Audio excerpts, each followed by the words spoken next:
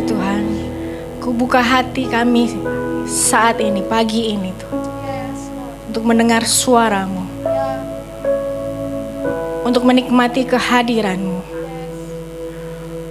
Untuk merasakan pelukan kasih-Mu saat ini Tuhan. Biarlah apa yang kami lakukan hari ini bukanlah sebuah rutinitas. Tetapi benar-benar keluar dari kerinduan hati kami untuk mendengar isi hati-Mu untuk setiap kami, anak-anak-Mu yang hadir di tempat ini. Sucikan dan layakkan bibir dan mulut hamba-Mu untuk menyampaikan isi hati-Mu saat ini Tuhan.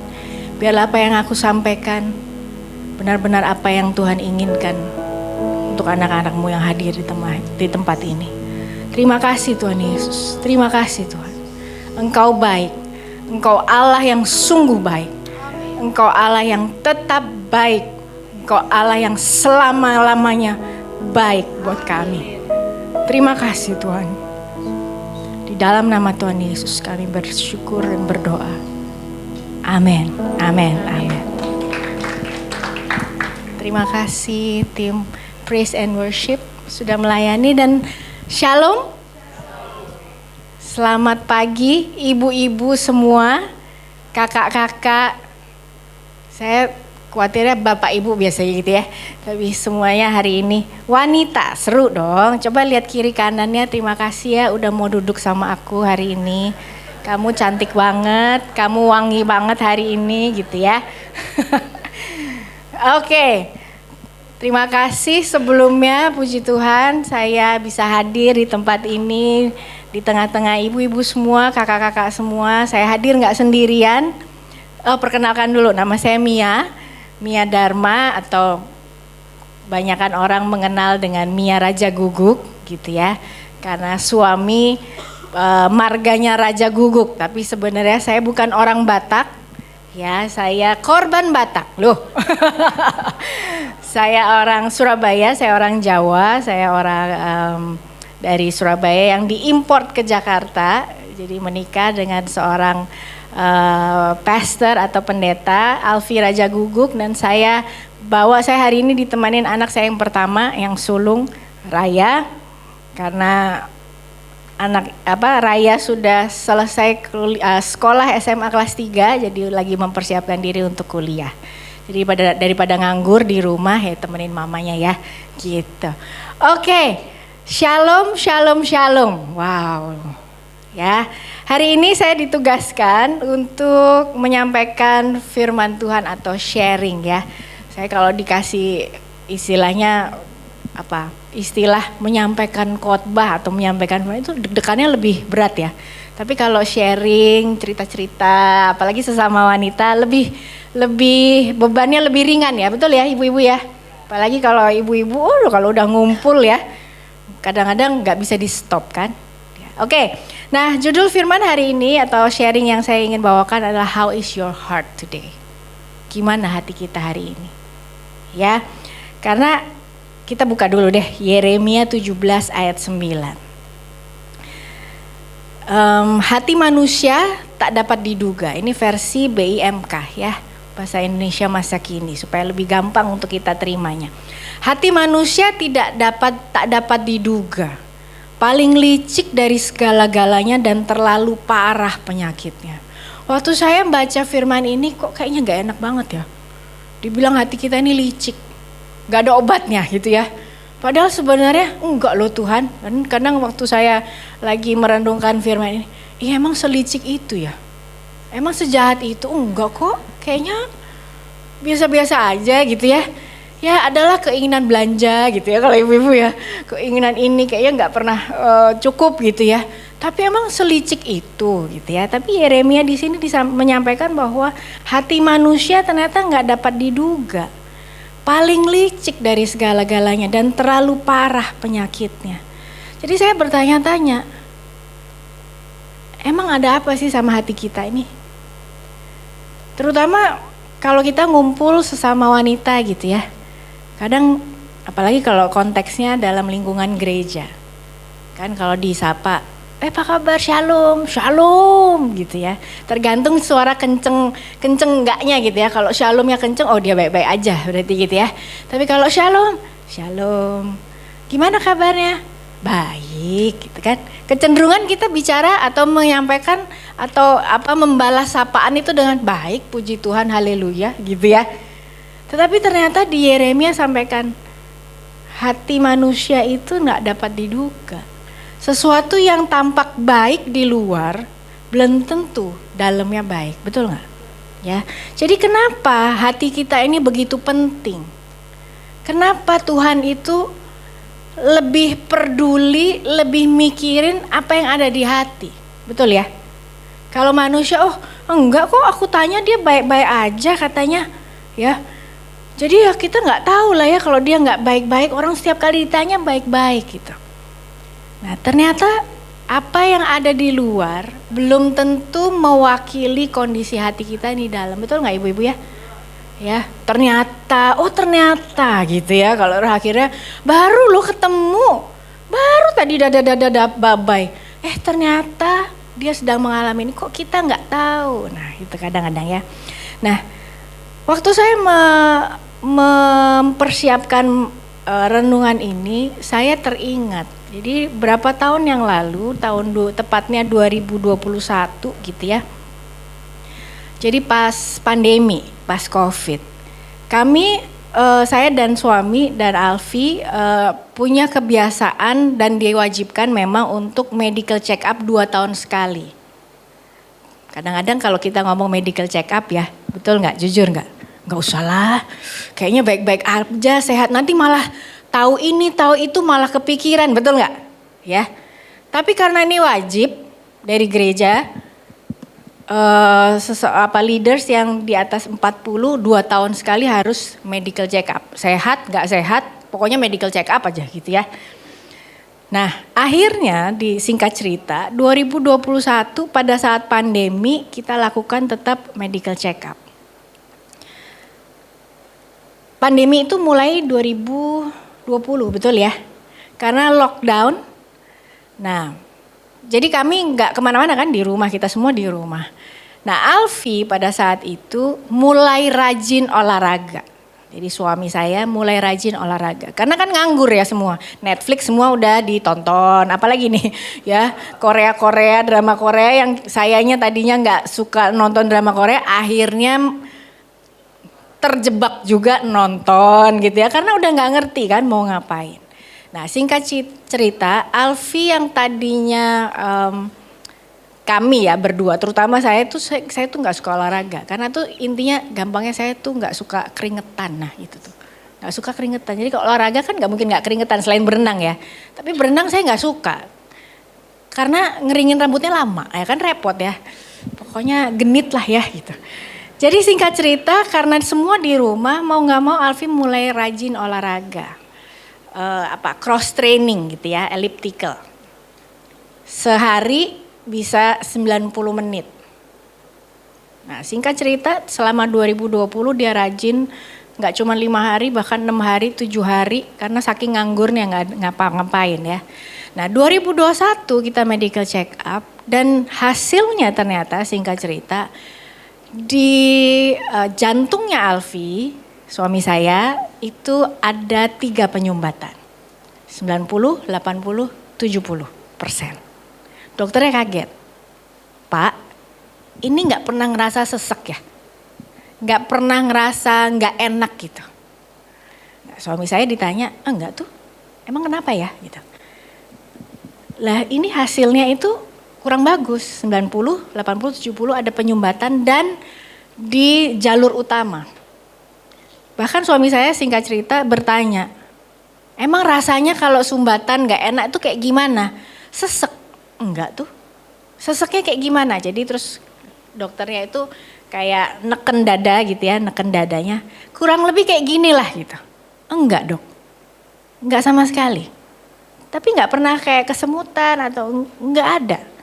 Nah habis itu prosedur yang berikutnya akhirnya gak cuman MRI ya, cek jantung semuanya. Akhirnya ketahuan karena dokternya akhirnya jawab, Bapak rajin olahraga ya. setahun terakhir ini iya.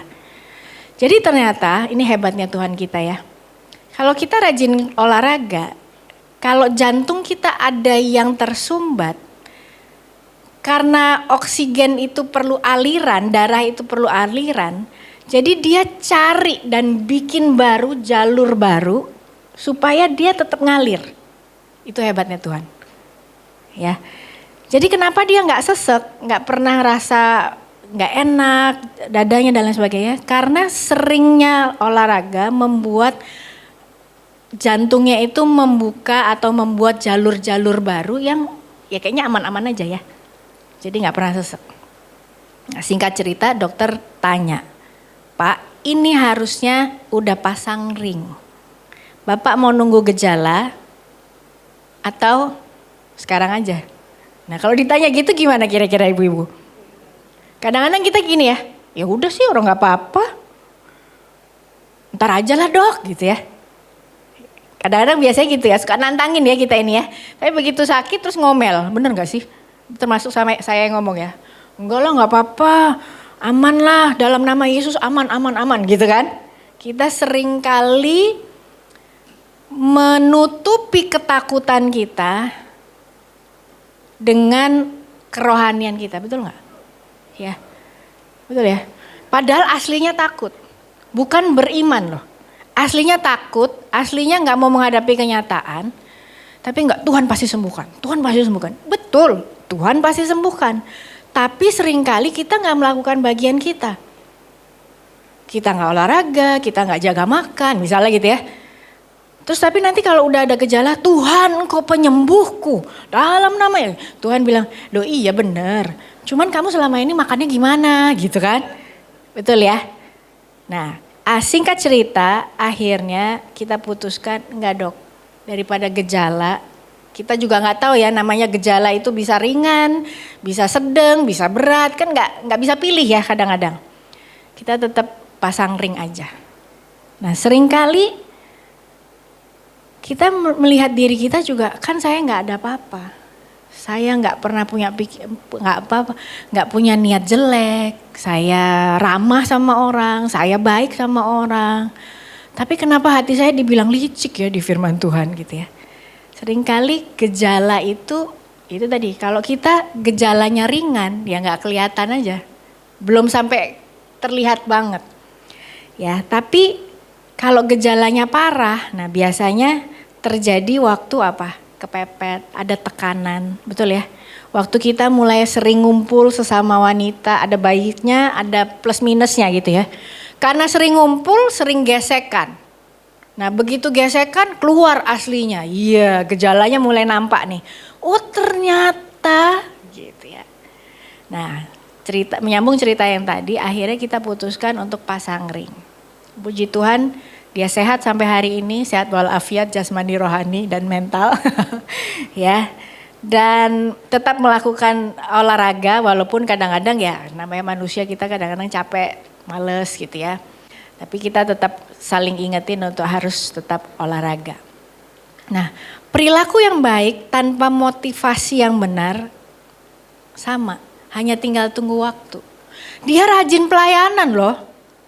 Gak nyangka loh ternyata dia orangnya begitu, betul ya. Narasi-narasi ini pasti sering kita dengar, betul?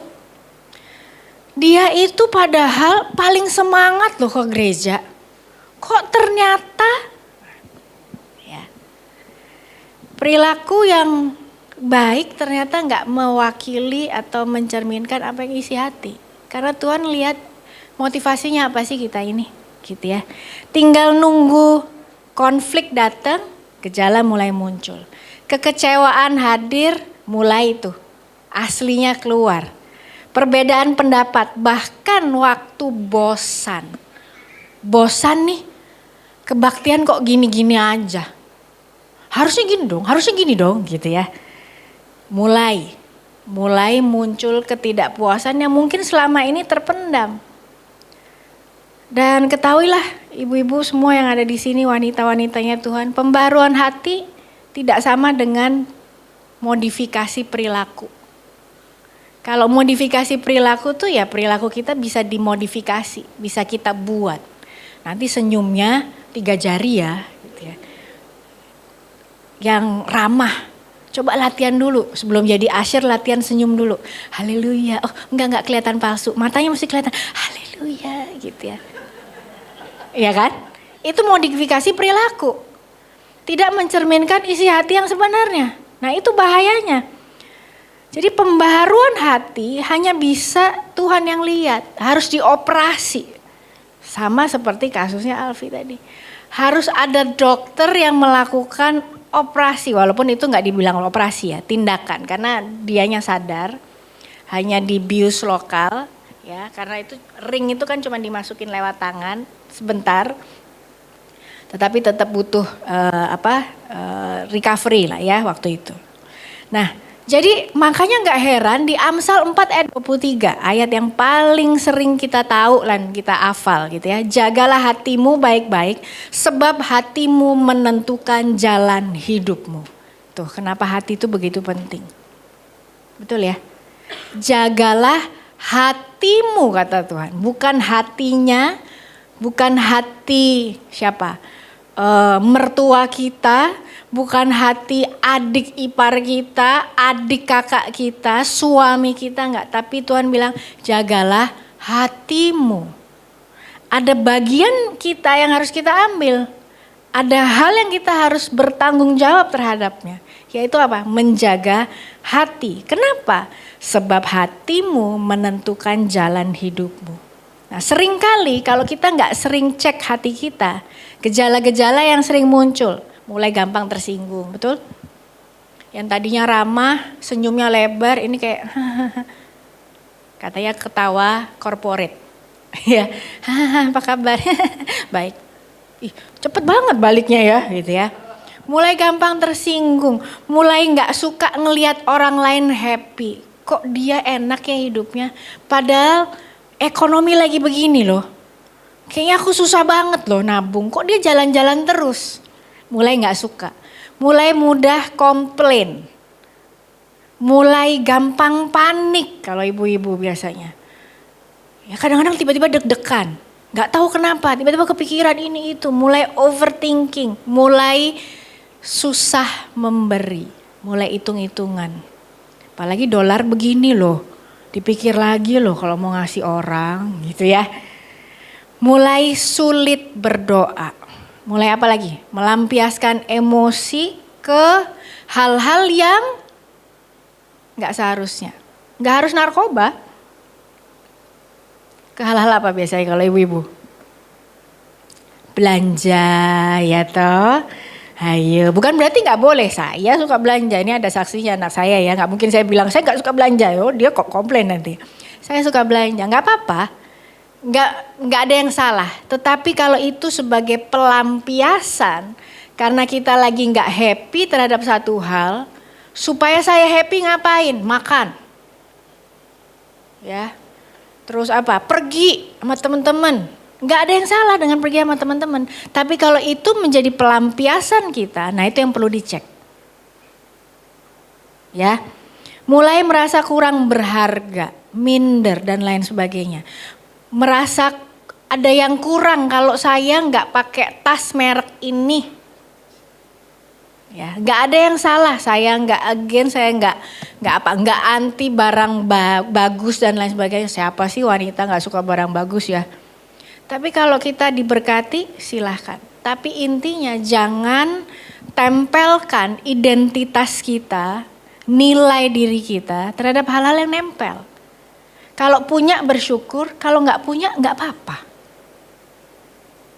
Nah itu yang sulit kadang-kadang. Karena udah biasa punya terus tiba-tiba nggak punya. Waduh, aku nggak mau jadi masuk arisan dia. Soalnya yang lain tasnya keren-keren. Semua kalau foto tasnya di depan jepret, gitu kan? Ya, kadang saya nggak tahu loh. Dulu saya nggak ngerti. Kenapa ya kok bisa seragam diatur? Loh memang diatur. Oh gitu. Loh emang kenapa kalau tasnya di belakang gitu?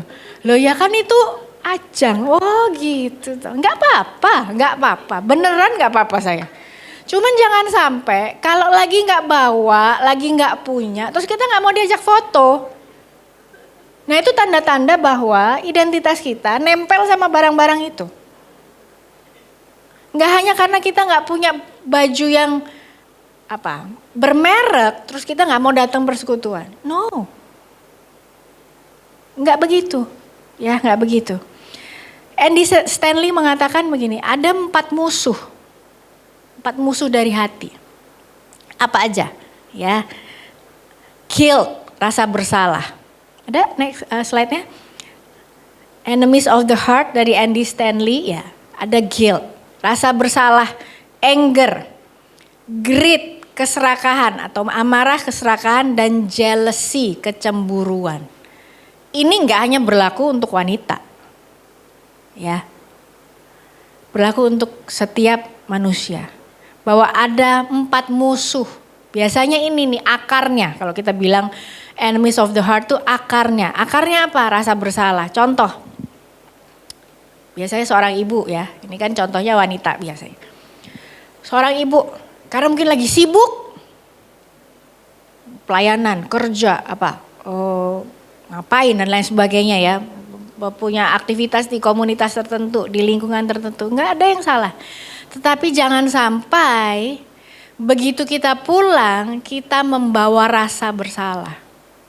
Yang ujungnya kita lampiaskan kepada anak, terus misalnya, ya udah anaknya minta apa, kasih.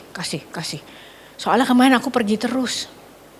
Nah itu akar dari rasa bersalah. Kita kasih boleh, tapi kita mesti cek akarnya apa, motivasinya apa. Ya, atau misalnya pelayanan kan bagus ya, pelayanan bagus dong, ya, melayani Tuhan dan umatnya, oh haleluya, glory, haleluya, gitu ya. Tapi kita cek motivasinya apa. Motivasinya karena kepengen tenar, pengen terkenal, atau rasa bersalah. Gak enak soalnya tahun lalu kan saya udah sering bolos. Jadi pas tahun ini bisa, ya udahlah. Karena rasa bersalah. Bukan karena rasa sayang sama Tuhan mau melayani Tuhan. Tapi karena rasa bersalah. Kemarahan, anger.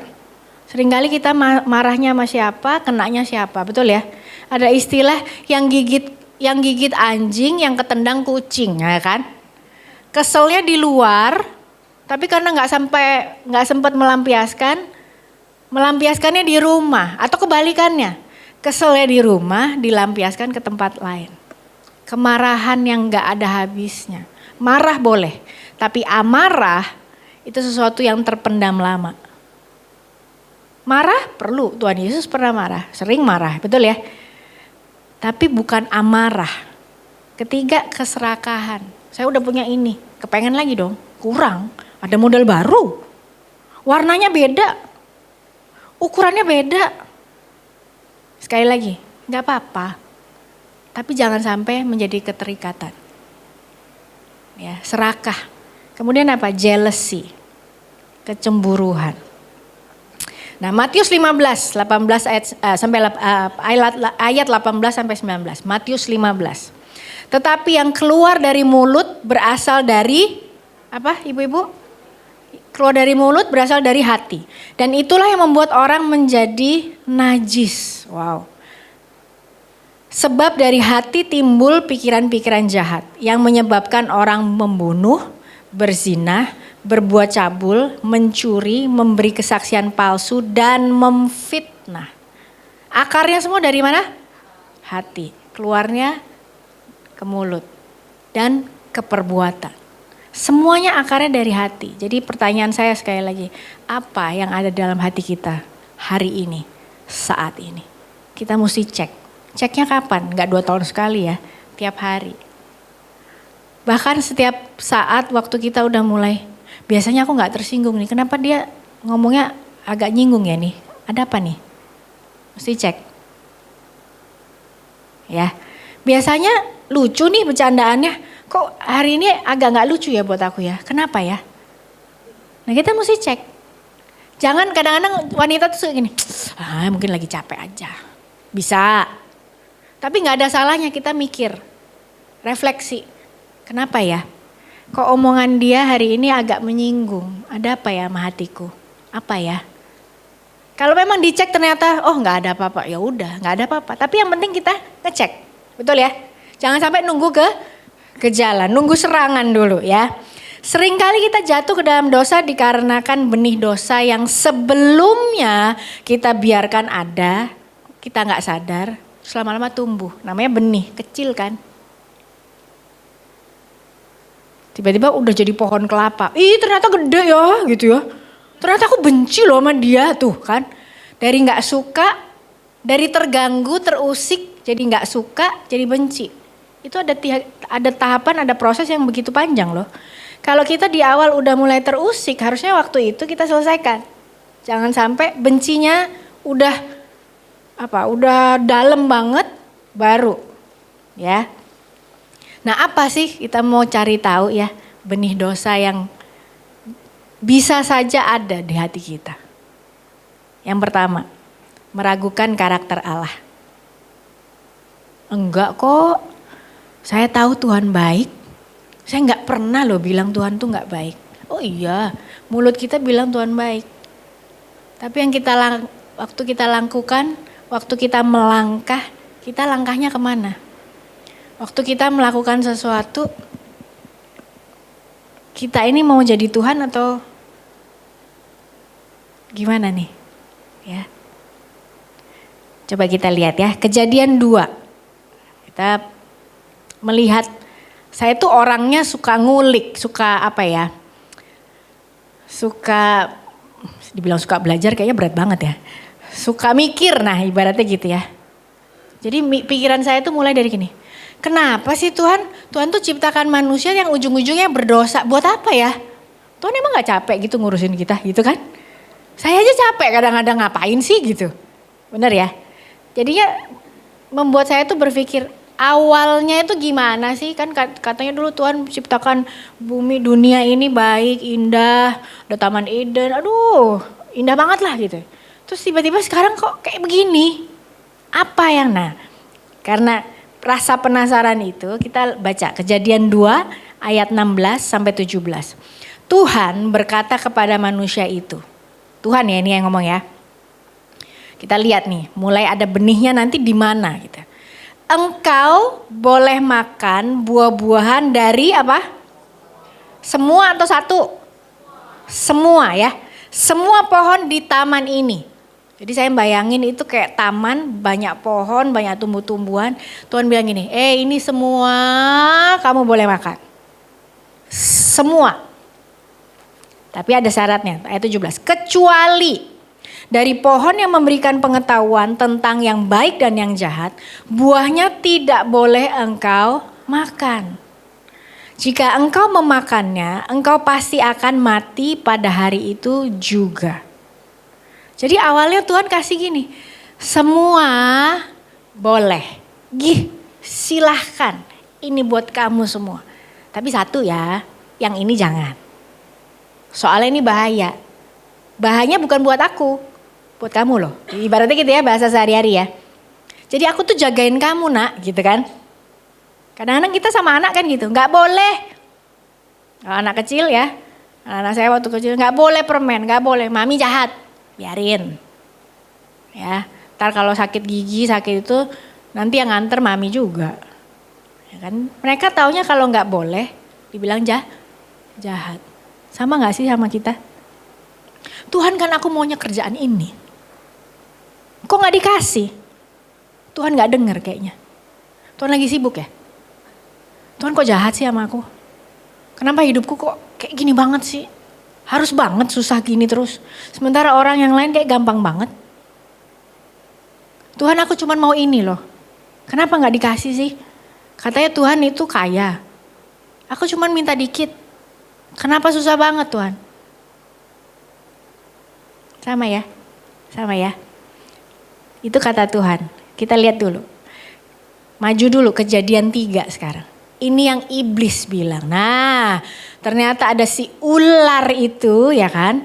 Di sini Alkitab mengatakan bahwa ular adalah binatang yang paling licik dari segala binatang yang dibuat oleh Tuhan Allah. Dari sini saya juga udah mikir. Tuhan tuh kan tahu ya. ular ini licik. Ngapain diciptakin ular? Bener toh? Kan katanya Tuhan itu lebih tahu dari tahu lebih dulu gitu ya. Udah tahu loh nanti gara-gara si ular ini kita tuh jadinya begini. Ngapain sih Mbok ya udah beruang, anjing, kucing yang lucu-lucu gitu ya. Panda gitu. Ular nih nggak usah gitu kan. Kita mikirnya kan jadi gitu ya. Tapi itulah kedaulatan Tuhan. Terus berikutnya apa? Ular itu bertanya kepada perempuan itu, si Miss Hawa ini ya.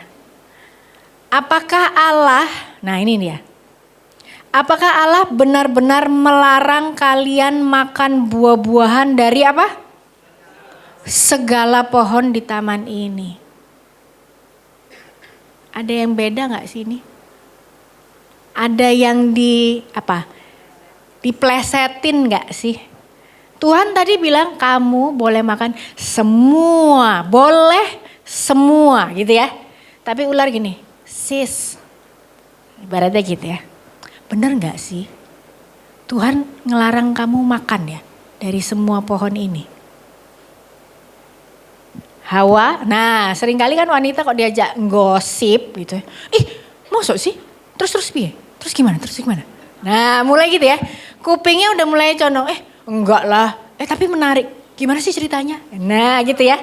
Seringkali masuknya pelan-pelan, betul? Masuknya pelan-pelan. Terus, nah menariknya, lanjut dulu kita. Kejadian 3. Habis si iblis ngomong sama si perempuan itu, si Hawa bilang apa? Kejadian 3 ayat 3. Kecuali dari pohon yang ada di tengah-tengah taman, Allah melarang kami makan buah dari pohon itu, ataupun menyentuhnya. Jika kami melakukannya, kami akan mati. Ada tambahan nggak di sini? Ada. Tambahannya di mana? Menyentuhnya. Padahal Tuhan bilang, kamu boleh makan buah-buahan dari semua. Makan, kecuali satu kamu jangan makan. Jangan makan loh. Tuhan gak bilang, kecuali dari satu, nyentuh aja kamu mati. Metong sis gitu enggak kan. Tapi karena iblis, ya itu tadi.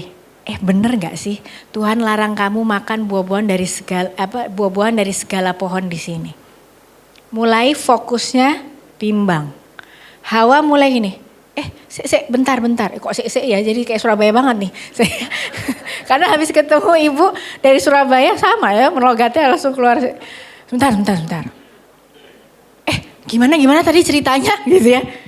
Sebentar ya, yang aku inget kalau nggak salah, boleh kok makan cuma satu, nyentuh aja mati loh. Hawa kok bisa ya ngarang cerita, nyentuh aja mati. Seolah-olah di sini kita lihat bahwa Hawa itu kayak akhirnya apa ya? Kalau kita itu mikir terus mempertimbangkan sesuatu gini, jangan-jangan emang nggak sebaik itu ya Tuhan itu. Masa nyentuh aja mati? Gimana ya? Seolah-olah menambahkan ketidakbaikan Tuhan. Yang tadi awalnya Tuhan baik, jadi kayak kurang baik, betul nggak? Makan itu kan berarti ada sesuatu yang kita telan, terus mati gitu ya. Tapi Hawa nambahin, nyentuh aja mati. Loh padahal Tuhan nggak bilang gitu loh. Seringkali kita sama Tuhan suka gitu nggak? Ya. Since Tuhan belum jawab doaku, ya udah lah ya Tuhan ya. Aku ngelangkah nih ya, jangan dimarahin loh. Habis nggak dijawab-jawab, ya aku bantu Tuhan lah, mungkin Tuhan lagi sibuk. Ntar kalau salah tinggal minta ampun. Daripada diem-diem aja, ya udahlah ya gitu. Ya. Nah, seringkali gejala perilaku yang kita lakukan sehari-hari berakar sebenarnya dari ketidakpercayaan kita kepada karakter Tuhan. Atau meragukan apa benar Tuhan itu baik. Contoh ya, saya ngaku salah. Saya dulu lebih sering ya. Berpikir gini, Tuhan tuh kayaknya lebih sayang ya sama Alfi. Ini kayak ngomong sendiri gitu ya. Kenapa? Karena gini, Tuhan itu kayak belain Alfi itu lebih sering dan lebih kelihatan nyata, terpampang nyata daripada belain saya. Itu kayak kalau saya cerita gini tuh kayak percakapan saya sama Tuhan gitu ya. Kayak komplain gitu. Kenapa sih Tuhan? Alfi itu baru ngebatin aja, belum ngomong. Udah dikasih orang.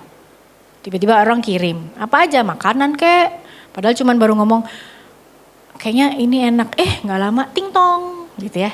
Ada yang kirim. Ya ampun, bisa gitu ya Tuhan ya, gitu ya.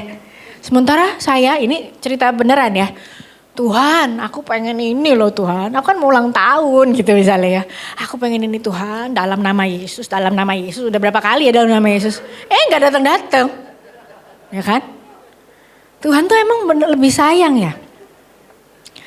Lebih sayang atau lebih cepat menjawab doanya Alfi daripada saya. Kenapa sih Tuhan? Padahal Alfi juga gak baik-baik banget loh gitu kan. Apalagi udah kesel ya. Kan budaya kami itu berbeda, ibu-ibu semua ya. Budaya Jawa yang saya tuh dididik karena eyang putri saya, nenek saya itu masih ada dari keturunan Solo ya. Jadi lewat aja, nunduk-nunduknya gimana gitu ya. Nutup pintu, kalau bisa nggak ada suara kayak kita ini Casper gitu ya, yang kayak nggak ada itunya gitu, nggak ada suaranya gitu. Makan nggak boleh bunyi, cewek apalagi ya duduk nggak boleh ngangkat. Banyak aturan lah gitu ya. Jadi ngomong tuh mesti halus dan lain sebagainya.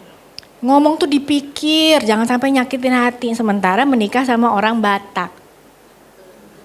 Darderdor kan ya, saya nggak perlu menjelaskan sedemikian rupa ya. Ya, tapi ibu-ibu pasti sudah bisa menggambarkan dan membayangkan meriahnya di rumah kami itu loh ya. Udah makan yang gitu kan rame. Sementara kan kita kalau saya gini, makan yuk cukup ya. Ya intinya gitu. Jadi karena budaya yang berbeda kita perlu beradaptasi yang sedemikian rupa dan yang gak gampang buat kita. Ya, jadi ada momen-momen di mana saya lagi capek, nggak waras, lelah gitu kan. Ada kata-kata yang kayaknya biasa di hari-hari yang lain, hari itu nggak biasa aja. Ih kenapa sih dia bentak-bentak terus gitu kan. Sementara saya lagi kesel, tiba-tiba ting tong, ada hadiah buat Pastor Alfi. Halo, dia habis bikin kesel hati saya. Kok dia yang dapat hadiah? Harusnya kan saya gitu ya. Banyak kejadian begitu tuh banyak. Percayalah ibu-ibu, banyak anaknya di sini ya. Banyak. Kadang saya lagi bergumul gitu. Dia ini kan pendeta ya, kenapa ya? Dia ngeselin banget gitu ya. Tapi saya belajar bahwa walaupun pendeta, dia manusia. Yang masih butuh Tuhan untuk terus proses. Ya. Tapi saya selalu narasi saya kata Tuhan gini. Tapi emang beda sih Tuhan gitu ya. Perlakuannya Tuhan ke Alfi itu jauh lebih berbeda daripada ke saya. Kenapa ya? Nah ternyata itu ada bibit. Bibit iri hati. Bibit gak percaya bahwa Tuhan pun baik sama saya. Ternyata itu ada bibitnya. Sampai ada gejala-gejala di mana saya mulai males doa. Saya males berharap gini. Udahlah gak usah berharap pengen apa. Pasti gak dapet. Udah mikirnya gitu. Ya kalau dapat syukur, kalau enggak ya udah, mending enggak mengharap daripada kecewa. Nah, ternyata itu membuat saya sadar bahwa saya sedang meragukan bahwa Tuhan pun baik sama saya. Saya lagi meragukan karakter Tuhan yang selama-lamanya baik kepada saya, kepada ibu-ibu semua di sini. Hanya karena apa? Karena berkat yang saya harapkan bentuknya beda dari yang saya harapkan. Betul ya? Berkat yang saya dapatkan bentuknya berbeda dari yang saya harapkan. Contoh, saya maunya barang. Tapi yang dapat Alfi. Padahal aku loh yang pengen gitu kan. Sering tuh beberapa kali. Ih kok kamu yang dapat ya? Aku loh yang ngebatin. Iya kan? Kesel gak itu kira-kira? Ih aku tuh udah doa lama loh, kok dia yang dapat gitu ya. Ya wes, ya sudahlah gitu. Tapi itu beberapa kali. Sampai akhirnya saya cerita juga ke Alfi, kenapa ya? Ya itu urusanmu sama Tuhan. Antara gitu, kayaknya dia gak berusaha menghibur, gak gitu lah ya. Gitu enggak ya. Ya itu bedanya ya, mungkin pria-pria Batak gini, ya udah itu urusanmu lah makhluk Tuhan. Masa urusan gua, orang gua yang dikasih gitu kan. Ih baik banget ini gitu kan, enggak. Jadi ya udah saya mesti bergumul, saya mesti dealing sama Tuhan sendiri. Ada apa nih Tuhan gitu. Ternyata Itu saya diajar bahwa nggak hanya karena berkat yang saya terima, bentuknya berbeda dari yang saya harapkan.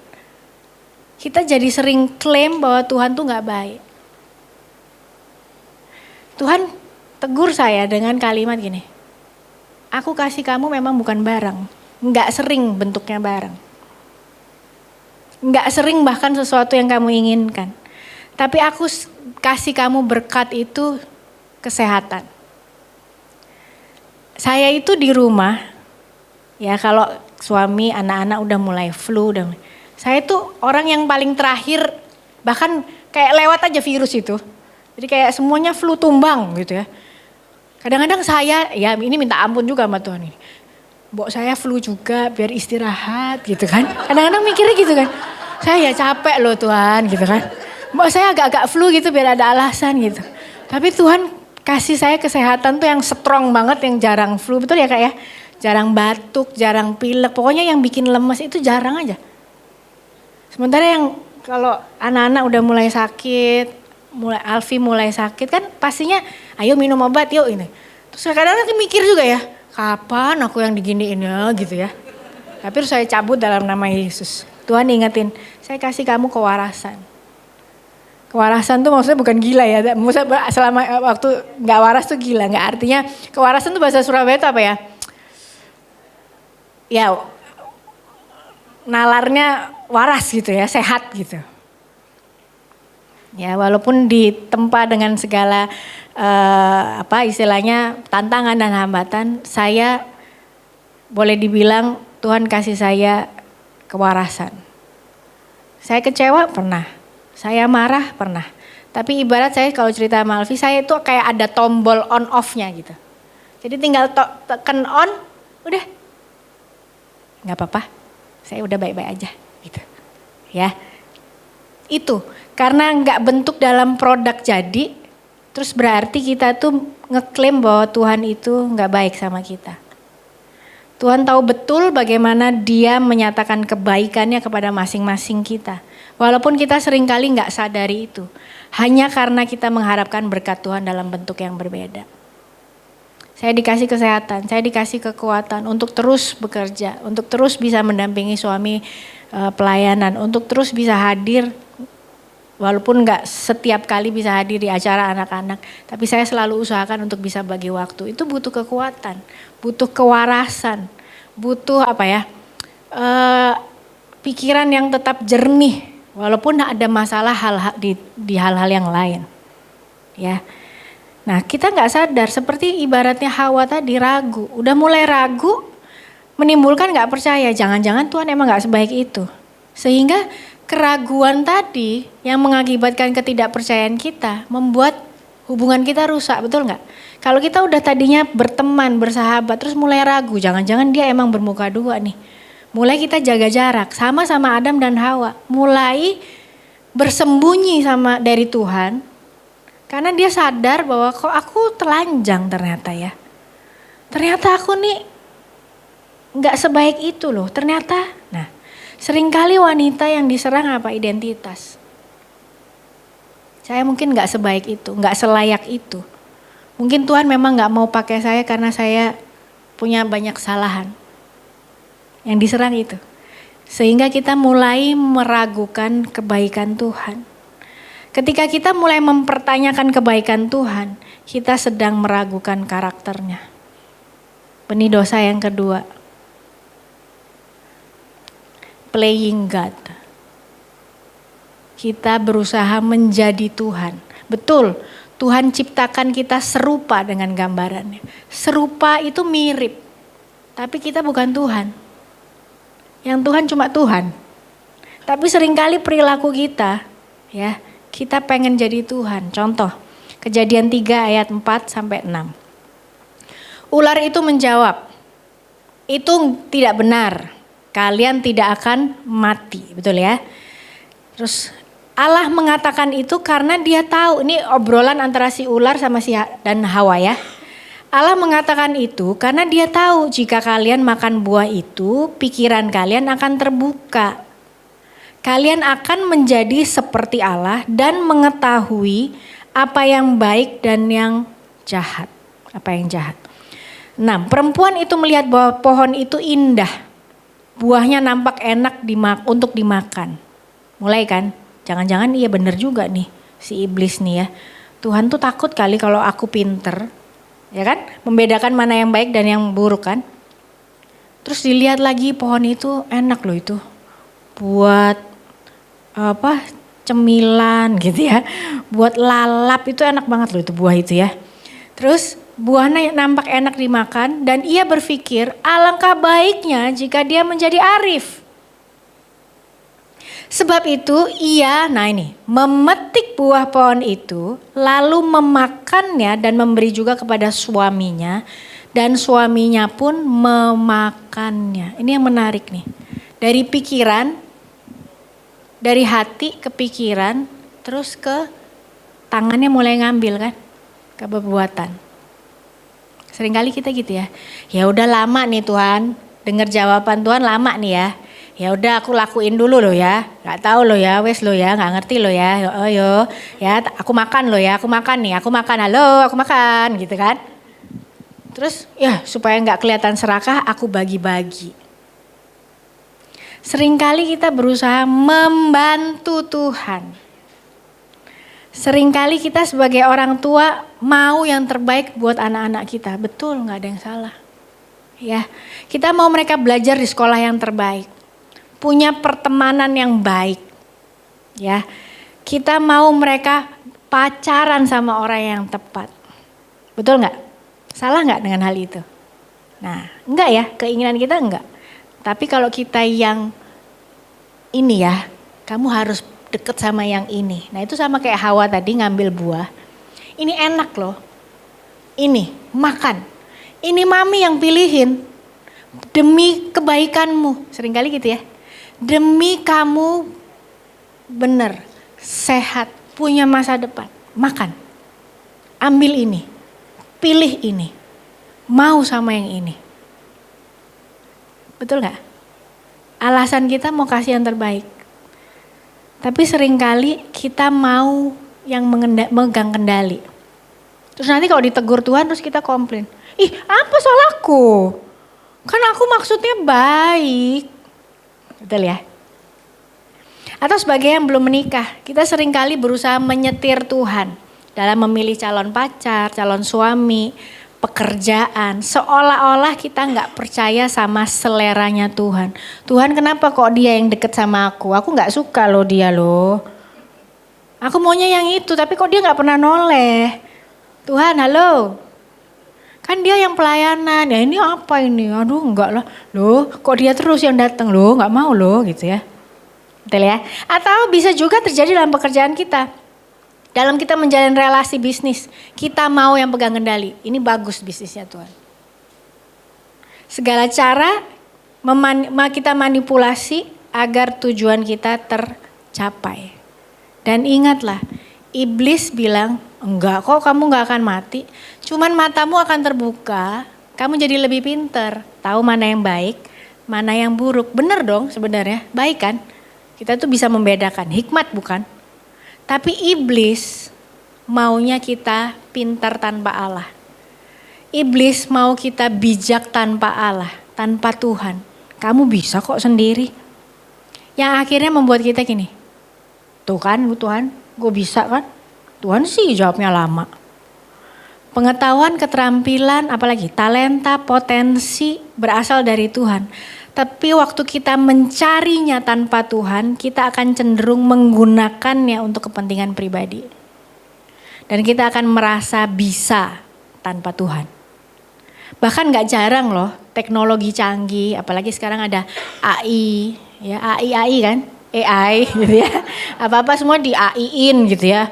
AI-mu bilang apa hari ini gitu, padahal AI maksudnya. Oh AI bilang begini, AI nih. Ya, kecanggihan teknologi, pengetahuan yang kita bisa dapatkan secepat kilat cuman tinggal pencet tangan jari kita nyari tahu. Tapi kadang-kadang kebanyakan yang kita tahu membuat kita overthinking. Membuat kita jadi meragukan penyertaan Tuhan dan kebaikan Tuhan. Tapi jangan-jangan Tuhan kalau nanti gimana? Mulai overthinking kan? seolah-olah kita nggak percaya sama kedaulatan Tuhan, sama rencana yang baik yang Tuhan sudah sediakan. Seringkali kita berpengalaman dan berkecukupan yang membuat kita bisa menjawab semua pertanyaan anak-anak ke kita. Kita bisa kasih apa yang mereka butuhkan, sekolah yang baik, pendidikan yang baik, lingkungan yang baik.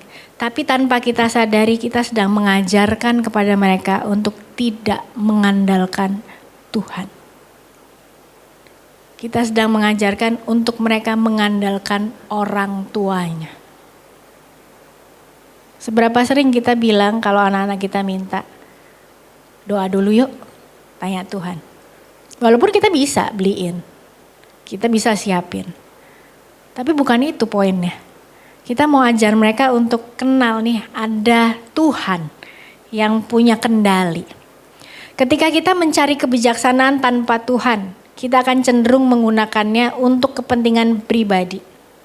Dan kita akan merasa bisa tanpa Tuhan. Ketika segala cara kita pakai supaya kita pegang kendali.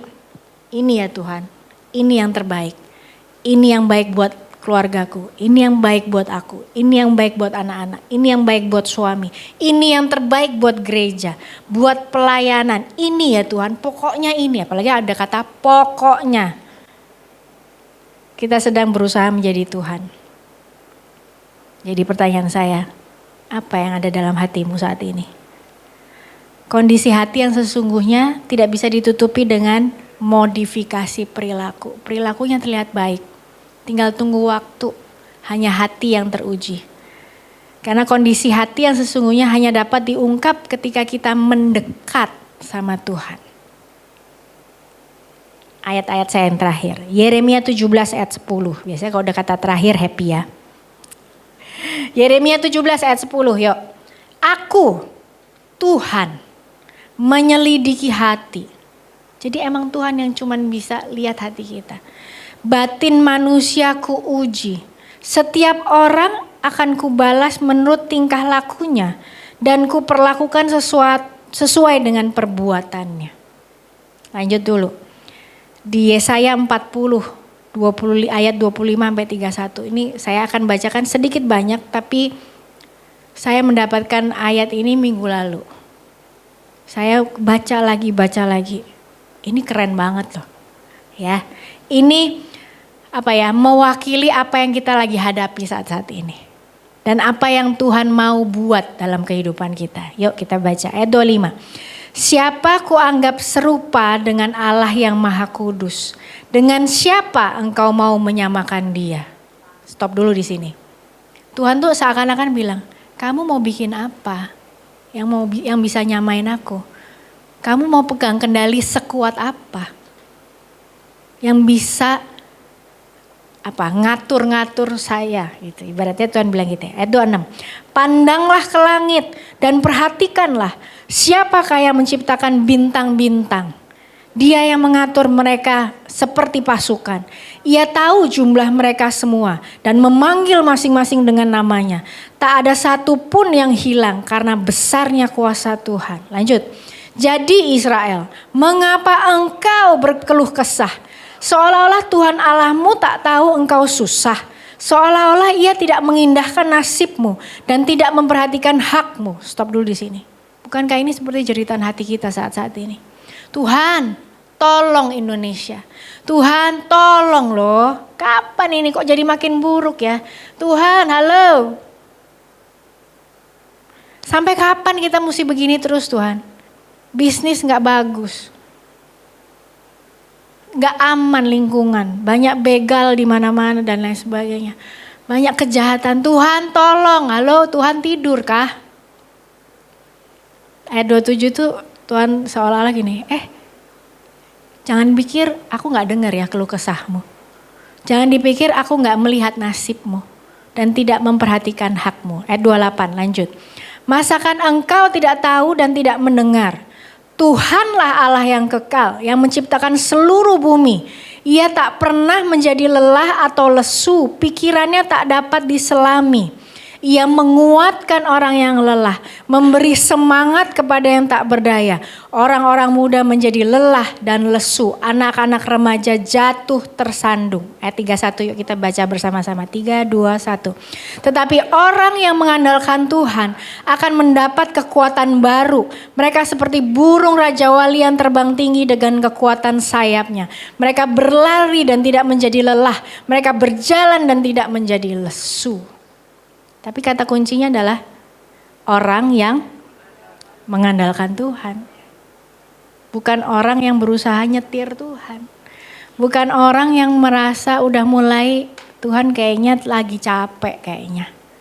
Tuhan kayaknya gak sebaik dulu kayaknya. Tapi orang yang tetap percaya, menantikan Tuhan. Menanti-nantikan tuh kayak kita di ruang tunggu. Betul ya? Emang menunggu tuh gak enak ya? Nunggu dokternya belum datang, lagi operasi. Aduh, itu mah penyiksaan yang tiada akhir kayaknya ya. Nunggu waktu saya lahiran anak pertama, 36 jam saya diinduksi. 36 jam, bayangin. Itu udah kayak gini banget ya kalau mau ngelahirin ya. Kayaknya satu aja sih ya, gak mau lagi loh gitu kan. Nunggu itu memang emang momen yang gak enak. Karena kita nggak jelas kan. Manusia itu butuh kendali. Mesti lihat gini, besok aku ngapain? Habis itu ngapain? Aku harus apa? Harus tahu kan? Seringkali kan gitu ya. Tapi kita ini kadang-kadang ada di suatu masa, ada suatu saat bahwa nggak tahu mesti ngapain. Nah itu, Tuhan mau kita tetap mengandalkan Tuhan. Kondisi hati kita dapat diperbaharui, bisa dan dipulihkan. Ketika kita dengan rendah hati menyesal atas perbuatan kita dan menanti-nantikan serta hanya mengandalkan Tuhan. Mengandalkan Tuhan tuh gini loh, ibarat kita tuh biasanya tahu apa yang kita lakukan, apa yang kita pegang. Mengandalkan Tuhan tuh gini, ya wes Tuhan, oke, aku taruh ya, aku gak pegang apa-apa loh. Udah ya, tapi kadang-kadang gini, udah ya Tuhan, dikit aja Tuhan, dikit, pegang dikit aja boleh gak? Tapi mengandalkan Tuhan tuh gini, udah ya, udah loh, gak ada loh Tuhan, aku berserah. Ketika hati kita diperbaharui, hidup kita akan dipulihkan. Jadi kalau kita setiap wanita yang hadir di sini punya keinginan hati, aku mau hidup saya dipulihkan. Cek, how is your heart today? Kalau belum dapat jawaban bukan berarti Tuhan lagi capek, lagi sibuk. Dia kan gak kayak Gojek, ya. Lagi nganter sana sini, mungkin lagi sibuk kali ya, lagi muter gitu ya, enggak. Tuhan dengar, kayak tadi dia bilang, Israel, emang kamu pikir aku gak dengar keluh kesahmu? Aku dengar kok, sabar ya nak. Sabar ya nak. Sabar itu kan kayaknya, sabar itu besok ya? Enggak loh ternyata. Sabar ya nak, sabar. Aku dengar. Apa yang ada dalam hati kita saat ini? Apakah kita lagi rasa takut? Ketakutan yang kita miliki, apakah akarnya karena meragukan Tuhan? Tuhan, saya gak tahu besok harus apa. Saya gak tahu loh nih, bayar kontrakan udah gak ada loh bulan ini. Takut Tuhan. Normal dong takut, normal. Tapi kalau kita takut gini, aku takut loh Tuhan. Apa aku pinjam dulu ya? Gimana ya Tuhan ya? Gimana ya? Aku gak tahu loh Tuhan. Tapi Tuhan aku takut. Tapi aku pasrah. Merasa bisa sendiri, jagoan. Dan pengen pegang kendali. Akarnya apa? Ingin menjadi Tuhan. Atau kita punya iri hati. Iri hati itu kadang-kadang gak kelihatan ya. Seperti yang tadi saya sampaikan. Kita bisa temenan, bisa bercanda bareng sama teman-teman cewek-cewek. Tapi dalam hati gini, kok dia liburan terus ya. Ganti terus loh tasnya loh. Aku loh Tuhan kapan gitu kan. Tapi gini, ayo kapan-kapan ke rumah ya. Iya mau loh. Tapi dalam hati, pasti gede rumahnya. Ya kan? Ya. Ketika hati kita diperbarui, hidup kita akan dipulihkan. Dan saya yakin setiap kita hari ini pengen hidup kita dipulihkan. Saya yakin setiap hati kita hari ini bicara bahwa kita mau lihat perubahan yang ada di Indonesia. Kita mau Indonesia dipulihkan. Kita mau Indonesia diselamatkan. Kita mau Indonesia buat Tuhan. Kita mau gereja kita dipulihkan. Terus berbuah, menyelamatkan banyak orang. Tapi check your heart today. How is your heart today? Adakah ketidakpercayaan? Adakah keinginan untuk pegang kendali? Adakah ketakutan yang kita perlu serahkan dan minta ampun kepada Tuhan? Mari kita berdoa.